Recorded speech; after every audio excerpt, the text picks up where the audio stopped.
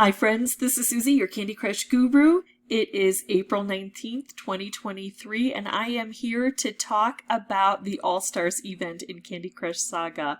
And if you like these videos, I'd ask that you consider liking and subscribing.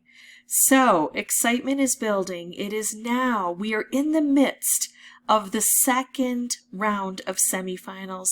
Things are cutthroat. I've had reports of people who have millions of points already and they've decided to drop out because the leader is just so far ahead. I've heard reports of people giving up family events and a day of work, and it's not going so well. So I would love to hear how all of you are doing. How is the plan? Is it working? Now, my plan, as many of you know, is to be a slacker. So here's the events, and I have not started it yet. Misty is here waiting for me to jump in, and I'm not hitting that let's go button at all. Well, I kind of am because it just brings me back to the levels. But I'm not jumping in and playing any rounds.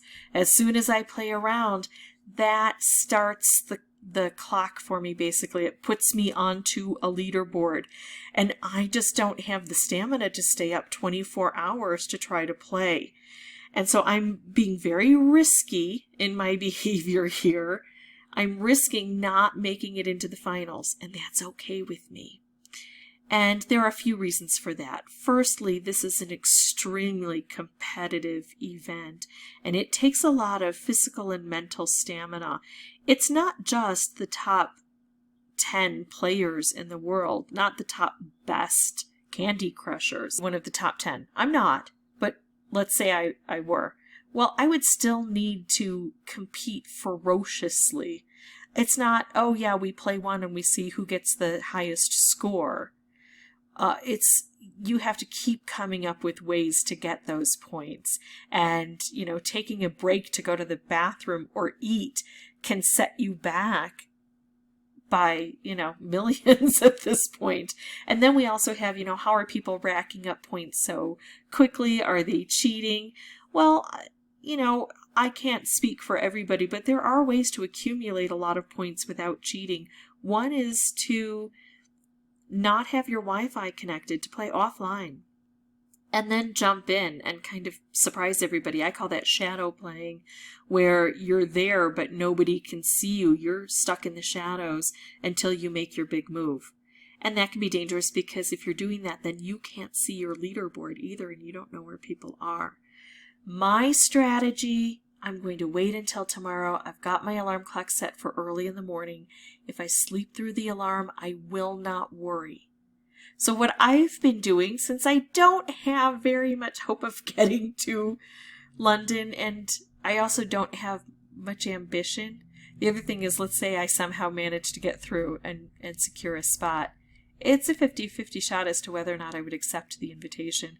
There's a lot that goes into it. You have to make sure that you're all prepared to travel during those times and you sign these non-disclosure agreements, and I would love to visit London. I don't know if I will ever get the opportunity, but I know that this wouldn't be a vacation. This would be work. So I decided to explore for those who do make it. I'm still excited. I still think 10 people are going to have an amazing time. For the right people, this is going to be spectacular, and they have a chance to get cash prizes. So here I am in the United States, and this is where the event is taking place.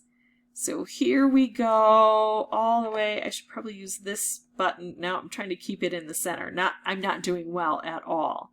But I've been playing around in maps to see where the event is happening. So here's London. Look at that.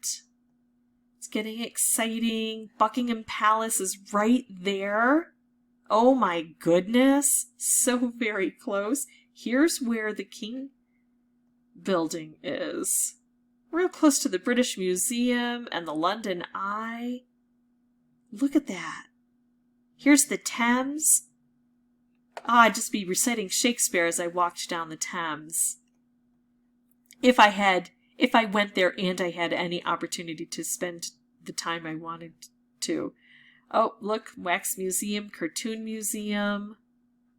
Amazing.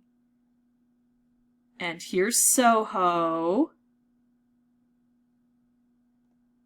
And here is, oh look, a Starbucks. Wouldn't have expected it, huh?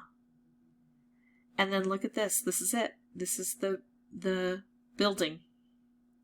So if we do a street view and we drop down at this intersection, we see the chicken shop. And wait, what's that? King. There it is. We found it. So, whoa, hello. I went a little fast by there.